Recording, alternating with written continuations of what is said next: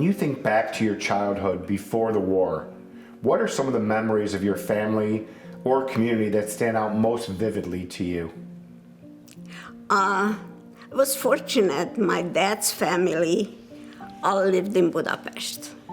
So we were able to go to my grandparents' home every Sunday, and the whole family came. On my mother's side, her parents lived in a small town called Galanta that was close to the Slovak border. I used to spend all my summers there.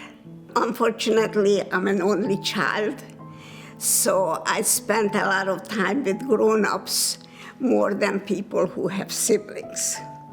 But otherwise, I always wanted a sibling, but that's Hitler's fault.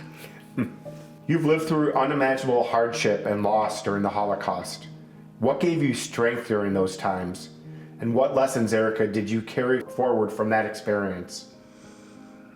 I was young at the time, and I knew that something wrong was going on, but I always felt, although I knew I could be killed any minute, that I'm not going to be. And because of that, I figured I lived through it. I need to give back. Erika, you've shared your story with countless people over the years. What has it meant to you to be a witness, to educate others, and ensure that future generations remember? I'm grateful that I can do it. I actually, although I was young at the time, I have my own memory. So what I tell groups, I remember. And anything that I picked up later, I always tell them that, I found out after the fact. But I'm grateful that I'm able to share what I knew, and that I'm able to still talk to youngsters, and not just youngsters. I go to other groups too, and they want to listen. Hopefully it stays with them and they share it. This one time I had a physical, and as I walked into the office, the doctor asked me, by any chance, did you talk last week to a class in Laurel? I said, yes. So her daughter was in that class that I talked to, and she went home and told her mother and remembered my name and was able to tell her that.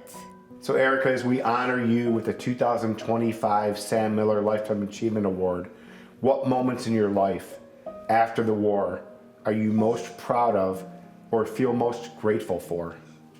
My kids. Sorry. I had a hard time having kids, so I'm really grateful. I have a daughter and a son, and they're decent individuals, and I'm grateful. If you had to go back in time, other than the obvious, and do one thing differently, what would it be and why? Actually, there are two. I should have learned German, and I should have learned Spanish.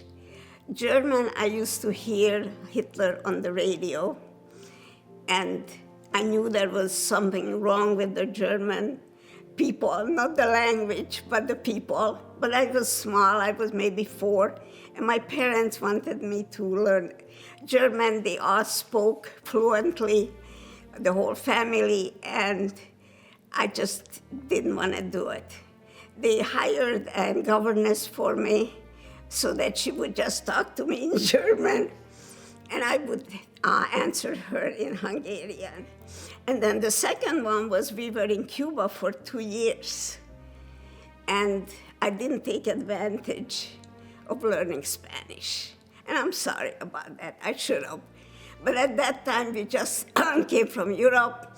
I was concentrating in learning English. Okay, Erika, we're gonna have a little fun with this next question. You're hosting a dinner party for any 7 guests you know or don't know, but they're not related to you. Who are they that are seated at the table with you? I would like to have Thomas Edison.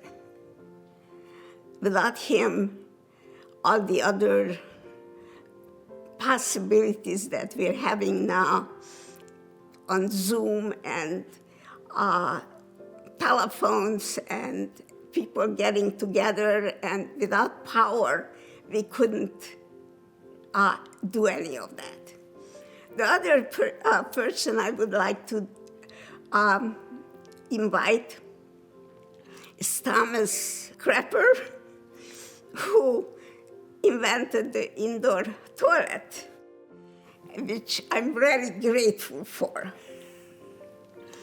And then I would like to have Pasteur, because without him, there would be more people dying, and that he started something that nobody ever thought of before.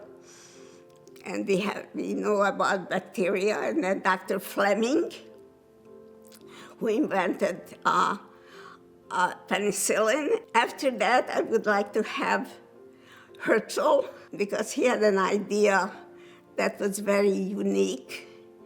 And although he didn't live long enough to see Israel become independent, he started Zionism. And of course, Golda Meir.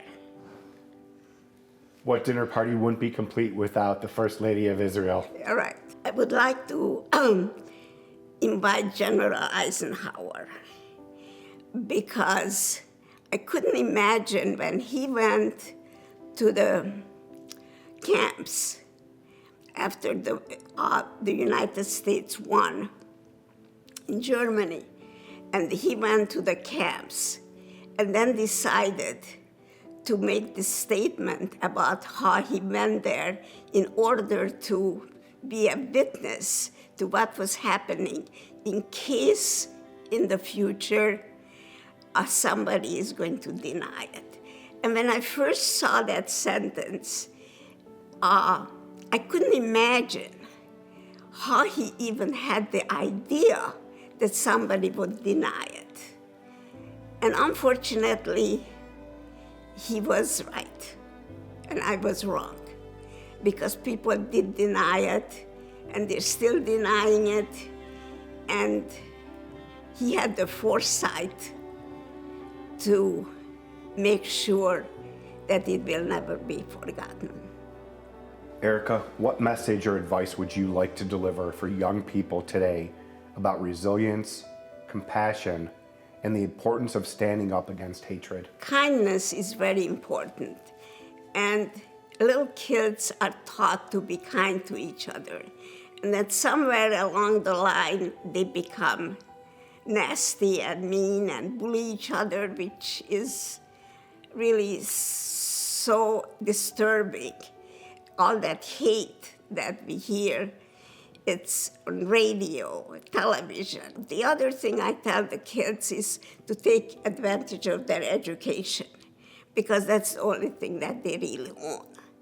Not that, God forbid, another Holocaust would come, but there are floods and fires and everything gets destroyed. But whatever they have in their heads, that's theirs.